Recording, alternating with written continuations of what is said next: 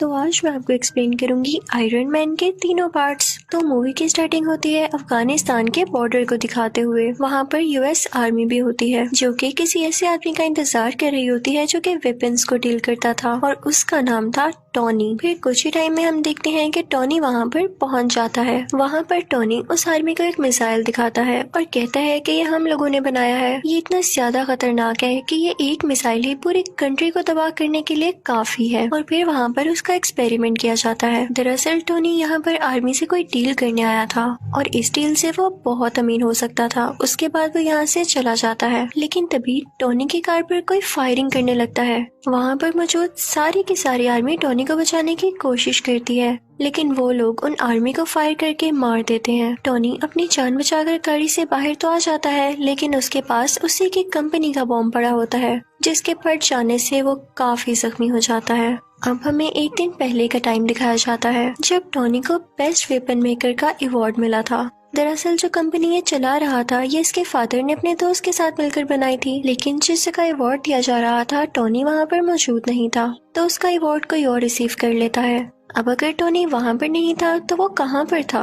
वो था एक कैसीनो में। वहाँ पर वो आदमी आता है जिसने टोनी का अवार्ड लिया था। वो उसे उसका अवार्ड देता है तो वो कहता है कि यार मैं इसे कहाँ रखूंगा, मेरे घर में तो जगह ही नहीं है। वो अवार्ड वो लोगों को देकर वहाँ से चला जाता है। तभी वहाँ पर एक रिपोर्टर आती है और टोनी से कहती है कि क्या आप सेटिस्फाई हैं कि आप नए नए वेपन्स बना रहे हैं और वो इतने खतरनाक हैं कि किसी की भी जान ले सकते हैं, बल्कि पूरी कंट्री डिस्ट्रॉय कर सकते हैं। तो टोनी कहता है कि हाँ मैं सेटिस्फाई हूँ, क्योंकि अगर हम वेपन्स ना बनाएं तो लोग हमें ही मार डालेंगे। उसके बाद ये दोनों कुछ टाइम साथ स्पेंड करते हैं और फिर टोनी को बताया जाता है कि उसकी अफगानिस्तान के लिए फ्लाइट है और टोनी अपने प्राइवेट जेट से होता हुआ अफगानिस्तान आ जाता है। अब सीन शिफ्ट होता है प्रेजेंट टाइम की तरफ, जब टोनी बेहोश है और एक बैटरी से कनेक्टेड है।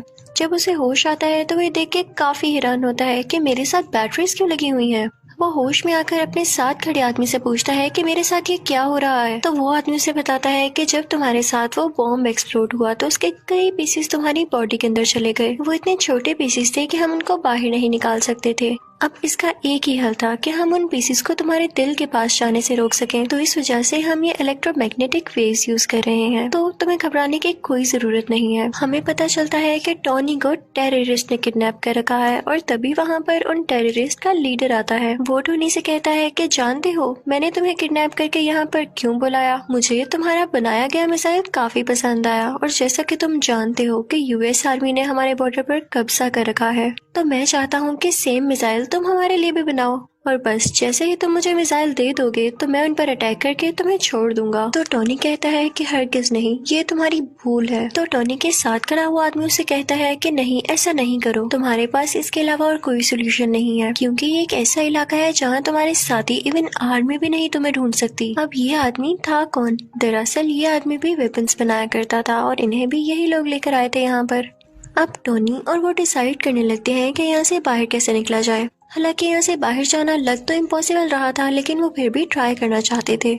वो आदमी कहता है कि मुझे अपनी फैमिली के पास जाना है। तो टोनी कहता है कि मेरी कोई फैमिली नहीं, बस एक ड्राइवर और एक सेक्रेटरी है। तो वो दोनों सोचते हैं कि हम कोई ऐसा ड्रेस बनाएंगे जो कि बुलेट प्रूफ हो, ताकि जब हम लोग बाहर निकले और वो हम पे शूट करें तो हम पे कोई असर ना हो और हम फौरन से भाग जाएं। वो आदमी टोनी को बताता है कि तुम्हारी बॉडी में जो इलेक्ट्रोमैग्नेटिक वेव्स हैं उनको सिर्फ वही बैटरी कंट्रोल कर सकती है जो मैंने तुम्हारी बॉडी के साथ कनेक्ट की थी। अब उसको ढूंढना होगा ताकि उसको यूजफुल बनाकर हम यहाँ से बाहर जा सके, लेकिन उस सूट के लिए इनको बहुत हाई पावर्ड बैटरी चाहिए थी जो कि सूट को रन भी कर सकती। दूसरी तरफ लीडर को तो यही लग रहा होता है कि शायद ये लोग मेरे लिए वो मिसाइल बना रहे हैं, तो वो उसको मटेरियल भी देता रहता है, क्योंकि वो नहीं जानता होता कि मिसाइल बनाने के लिए क्या क्या मटेरियल चाहिए।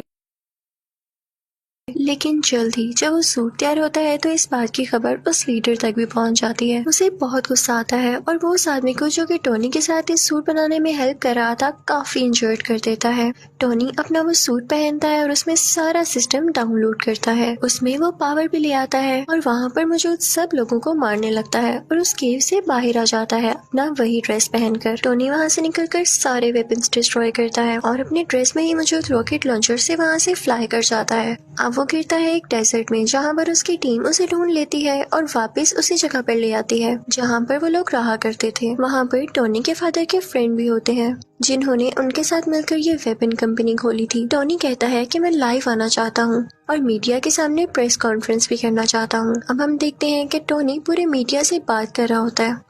वो कहता है कि मुझे अफगानिस्तान के लोगों ने किडनैप कर लिया। उन्होंने मुझसे डिमांड की कि मैं उनको भी वेपन्स बना कर दूं। मैंने ये सोचा है कि मेरे वेपन्स इतनी प्रॉब्लम्स क्रिएट कर रहे हैं और वो लोग भी मेरे वेपन्स को हासिल करके जंग करना चाहते हैं, वॉर करना चाहते हैं और मैं ये सब नहीं चाहता, इसलिए मैं अपनी कंपनी बंद कर रहा हूँ। और एटलीस्ट अगर कंपनी बंद ना भी की तो मैं ऐसे वेपन्स कभी नहीं बनाने वाला। तो वो आदमी जो टोनी के फादर का फ्रेंड था वो सारे लोगों से कहता है कि नहीं नहीं, ऐसी बात नहीं है। टोनी बेचारा अभी अपनी जान बचा कर आया है और ये सेंसेस में नहीं है। ये भी उदास है, इसलिए बहकी बहकी बातें कर रहा है, ऐसा कुछ नहीं होने वाला। टोनी वहाँ से चला जाता है और वो आदमी भी टोनी के पीछे पीछे आता है। वो टोनी से कहता है कि आखिर हुआ क्या, तुम अफगानिस्तान से कैसे बचकर निकले और तुम्हें उन लोगों ने क्यों किडनैप किया था। तो टोनी उसे सारी बात बता देता है और ये भी बताता है कि मैंने एक आयरन सूट बनाया था जिसकी हेल्प से मैं बाहर निकला, क्या तुम भी देखना चाहोगे। तो वो आदमी कहता है कि हाँ हाँ क्यों नहीं। तो टोनी अपनी शर्ट खोलता है और अपनी चेस्ट पर वो दिखाता है, यानी उस आयरन सूट का कुछ हिस्सा। वो आदमी ये चीज देख के कहता है कि ये तो लाजवाब है, हमें इस पर और काम करना चाहिए और पूरी दुनिया के सामने लाना चाहिए। हम इससे काफी अमीर हो सकते हैं और इससे हमें काफी प्रोग्रेस मिल सकती है। लेकिन टोनी नहीं मानता और फिर जाता है अपनी सेक्रेटरी के पास। वो उससे कहता है कि मेरी चेस्ट में जो टूल लगा हुआ है मैंने इससे ज्यादा एडवांस टूल बना लिया है, उसे प्लीज उसके साथ चेंज कर दो। तो वो लड़की टोनी से पूछती है कि ये क्या करता है। तो टोनी उसे बताता है कि मेरी बॉडी में कुछ मेटल पीसीस हैं, ये उनको मेरे दिल तक जाने से रोकता है और मेरी बॉडी में और ज्यादा पावर और एनर्जी बनाता है। दूसरी तरफ डेजर्ट में उन अफगानिस्तान के टेररिस्ट को उस सूट के कुछ पार्ट्स मिल जाते हैं जिसे वो लोग जोड़कर पता लगा लेते हैं कि असल में चीज क्या है। और उधर टोनी भी एक नए ड्रेस बनाने की कोशिश में होता है। उसने उस ड्रेस में और ज्यादा अच्छे रॉकेट लॉन्चर्स लगा रखे थे जो उसे उड़ने में मदद देने वाले थे। अब वो अपनी ड्रेस में लगे सिस्टम को ऑर्डर देता है कि मुझे और ऊपर उड़ाओ, लेकिन जब वो काफी ज्यादा ऊपर पहुंच जाता है तो उसके ड्रेस में बर्फ जमने लगती है सर्दी की वजह से और उसके सिस्टम में एरर आ जाता है और वो नीचे आकर गिरता है। जैसे ही वो नीचे आ रहा होता है तो अपने सिस्टम को दोबारा से ऑर्डर देता है क्योंकि अब उस पर से बर्फ मेल्ट हो रही थी और वो दोबारा से उड़ जाता है। फिर घर आकर वो उस ड्रेस में कुछ चेंजेस करता है ताकि ज्यादा ऊंचाई पर जाने में वो ड्रेस ना जमे और टेबल पर उसकी सेक्रेटरी ने उस पुराने टूल पर कुछ लिख के उसके लिए रखा होता है जिसे देख के वो काफी खुश होता है। फिर शाम को हम देखते हैं कि टोनी एक पार्टी में जाता है जहाँ पर उसकी सेक्रेटरी भी होती है। वो दोनों साथ टाइम स्पेंड करते हैं, डांस करते हैं और काफी एंजॉय करते हैं कि तभी वहीं पर वो रिपोर्टर आ जाती है जिसने उससे कुछ क्वेश्चंस किए थे। वो कहती है कि जो मिसाइल तुमने अफगानिस्तान में दिखाया उस जैसे कई मिसाइल अब अफगानिस्तान खुद बना रहा है और मुझे नहीं लगता कि ये तुम्हारी परमिशन से हो रहा है या तुमने ऐसा कुछ करने को कहा है। टोनी एकदम बहुत गुस्से में आ जाता है और उसे लगता है कि हो ना हो ये काम उसी आदमी का है जो कि उसके फादर का दोस्त था, यानी उस कंपनी का शेयर पार्टनर। टोनी सीधा उस आदमी के पास जाता है और उससे पूछता है क्या वाकई में तुमने वो मिसाइल वहाँ पर भेजा है। तो वो कहता है कि हाँ मुझे ऐसा करना पड़ा। तो टोनी कहता है क्या तुम्हें पता भी है वहाँ पर जो टेररिस्ट है वो लोगों को कितना मार रहे हैं और तुमने उन्हीं टेररिस्ट की मदद कर दी, हमारी कंपनी ऐसे काम नहीं करती। लेकिन वो उसकी एक नहीं सुनता। फिर टोनी घर आ जाता है और खुद ही कुछ करने का ट्राई करता है। टोनी अपने ड्रेस को बहुत एडवांस बना लेता है। उसमें उसने हर तरह की टेक्नोलॉजी यूज कर दी थी जो कि फायर भी कर सकती थी और छोटे छोटे रॉकेट्स भी शूट कर सकती थी। टोनी फौरन से वो ड्रेस पहनकर अफगानिस्तान जाता है। वहाँ पर जाकर वो सब आदमियों से लड़ता है, इवन उन टेररिस्ट के लीडर से भी, और फिर अपने ड्रेस से एक छोटा सा रॉकेट वहाँ पर छोड़ता है जिससे वो जगह डिस्ट्रॉय हो जाती है। वहाँ की एयरफोर्स को भी पता चल जाता है कि यहाँ पर कोई एक्सप्लोजन हुआ है, लेकिन वो आयरन मैन को ढूंढ ही नहीं पाते। फिर टोनी अपने उस दोस्त को कॉल करता है जो कि इसे अवार्ड देने कैसीनो आया था। वो अपने दोस्त से कहता है कि मैं ही हूँ जिसने ये सारा ब्लास्ट किया है, तो प्लीज तुम इस मैटर का ख्याल रख लेना। फिर जब उससे पूछा जाता है कि ये अटैक्स किसने किए तो वो कहता है कि हो सकता है कई दुश्मनों ने मिलकर ये अटैक किया हो, यानी वो ये बात टोनी पर नहीं आने देता। अब जब टोनी के फादर का दोस्त ये बात सुनता है तो उसे बड़ी हैरानी होती है कि ऐसे कोई अटैक करके गायब हो सकता है। वो फौरन से अफगानिस्तान जाता है और वहाँ के टेररिस्ट से बात करता है। तो वो टेररिस्ट कहते हैं कि हम जान चुके हैं कि काम किसका है, लेकिन हम तब तक खामोश हैं जब तक हम पूरी बात का न पता लगा लें। ये आयरन मैन ही है, क्योंकि हमें डेजर्ट से उसके ड्रेस के कुछ पार्ट्स मिले हैं। वो टेररिस्ट उस आदमी से कहते हैं कि अगर तुम हम लोगों को पैसे दे दो तो मैं सूट का डिजाइन तुम्हें बता सकता हूँ।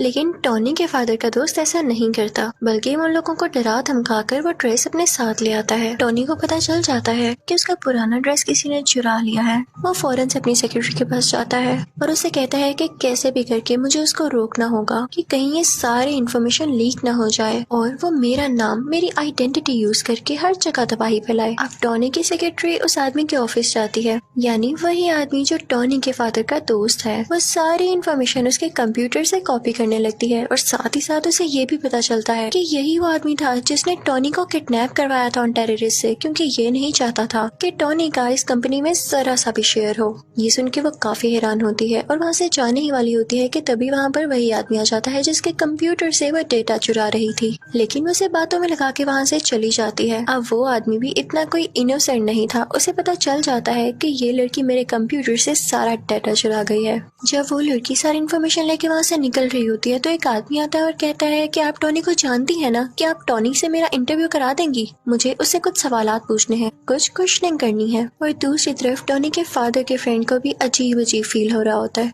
क्योंकि वो जानता था कि टॉनी अब कितना पावरफुल है और उसे पता चल चुका है कि इस सारी गेम के पीछे मेरा ही हाथ है। उस आदमी ने कुछ साइंटिस्ट को ऑर्डर दिया होता है वही टूल बनाने के लिए जो कि टॉनी की चेस्ट में था। लेकिन हैरानी वाली बात यह है कि जो टूल ये बनवा रहा था उसका साइज काफी बड़ा था, लेकिन उसको कंप्लीट होने में भी टाइम था। तो ये जाता है टॉनी के घर काफी गुस्से में।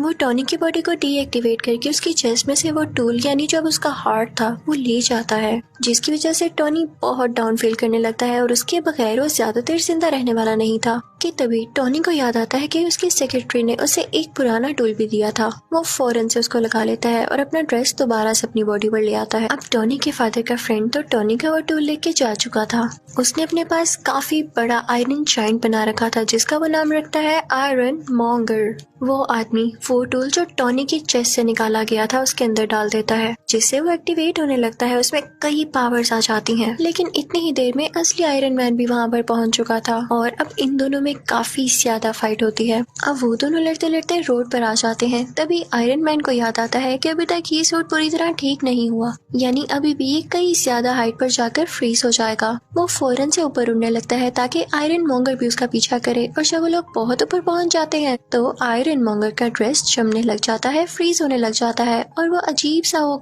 थोड़ा डल होके नीचे गिरने लगता है। लेकिन तभी नीचे आते ही वो दोबारा से एक्टिवेट हो जाता है और वो आयरन मैन पर अटैक करने लगता है। अब ये दोनों पता है कहाँ आकर गिरते हैं? उसी लैब पर जहाँ पर ये बहुत बड़ा टूल बनाया जा रहा था। इस टूल को उसी आदमी के साइंटिस्ट बना रहे थे जो टॉनी के फादर का फ्रेंड था। अब आयरन मैन अपनी सेक्रेटरी को फौरन से कहता है कि तुम ये टूल एक्टिवेट कर दो, मैं यहाँ से फौरन से भाग जाऊंगा और इसका सारा का सारा इफेक्ट इस आयरन मॉन्गर पर हो जाएगा, क्योंकि ये नहीं जानता होगा कि टूल स्टार्ट होने वाला है। वो लड़की ऐसा ही करती है। उसमें काफी ज्यादा रेज निकलती हैं जो कि आयरन मॉन्गर के गिर्द आ जाती हैं और इन रेज की वजह से आयरन मॉन्गर मारा जाता है। अब अगले दिन हम देखते हैं कि टॉनी की प्रेस कॉन्फ्रेंस होती है और सारे उससे क्वेश्चन कर रहे होते हैं कि क्या आप ही हो आयरन मैन? तो उसके पास एक आदमी आता है और कहता है कि नहीं, आपने ये नहीं कहना, आपने ये कहना है कि उसमें आपका बॉडीगार्ड था और उन दोनों में आप इसमें कोई पर्सनल इश्यूज की वजह से लड़ाई हो रही थी और आपके फादर के फ्रेंड भी नेचुरल डेथ मरे। लेकिन टोनी वो स्क्रिप्ट उठा के सब लोगों के सामने चला जाता है। तभी उसका दोस्त उसके कान में कहता है कि जो भी बात सच है वही बोलिएगा। आयरन मैन सबके सामने बोल देता है, आई एम आयरन मैन। यानी अब सबको पता चल चुका था कि असली आयरन मैन टोनी ही है। और इसी के साथ आयरन मैन पार्ट 1 यही खत्म हो जाता है। तो अब मैं आपको एक्सप्लेन करूंगी आयरन मैन पार्ट 2। अब जहाँ पर पार्ट 1 का एंड हुआ था वहीं से पार्ट 2 स्टार्ट होता है। वही न्यूज के टोनी ने ये एक्सेप्ट कर लिया है कि वही आयरन मैन है। किसी के टीवी पर चल रही होती है और जो आदमी इसको देख रहा होता है उसका नाम इवैन होता है। ये न्यूज देखते ही इवैन के फादर की डेथ हो जाती है। तो इवैन कहता है कि मैं आयरन मैन से बदला लेके जरूर रहूंगा। तो वो भी एक छोटा सा टूल तैयार करता है जिससे वो अपना ड्रेस बनाने वाला था, क्योंकि वो आयरन मैन से फाइट करने लगा था। अब कई दिन बाद इवैन का ड्रेस तैयार हो जाता है और वो उसे नाम देता है व्हिपलैश। उसमें ये पावर थी कि वो किसी भी मेटल को काट सकता था। फिर हम देखते हैं कि 6 महीने गुजर जाते हैं और टोनी कुछ लोगों से स्पीच कर रहा होता है। उसने अपना वही ड्रेस पहना होता है। वो बताता है कि मेरे फादर का ये ड्रीम था कि वो एक सिटी बनाए जिसमें एडवांस बिल्डिंग्स हो और काफी अच्छी टेक्नोलॉजी हो, लेकिन वो तो अपना ये ड्रीम पूरा नहीं कर पाए। अब मैं उनका ये ड्रीम पूरा करूंगा। और वो अपना ड्रेस सबको दिखाता है कि ये ड्रेस मेरी हेल्प करेगा। टोनी ये सब बातें करके वहाँ से निकल ही रहा होता है कि तभी उसके पास कुछ लोग आते हैं। वो टोनी से कहते हैं कि आपसे कुछ लोग कुछ बातें पूछना चाहते हैं। वो सब लोग ये चाहते हैं कि आप सुबह कोर्ट में आए। वो आपके ड्रेस के बारे में आपसे कुछ इन्वेस्टिगेशन करेंगे। जब टोनी कोर्ट जाता है तो उसे पता चलता है कि वहाँ पर तो आर्मी है। कोर्ट के सेनेटर उसे कह रहे होते हैं कि सूट तो तुमने काफी अच्छा बनाया है, लेकिन इतनी ज्यादा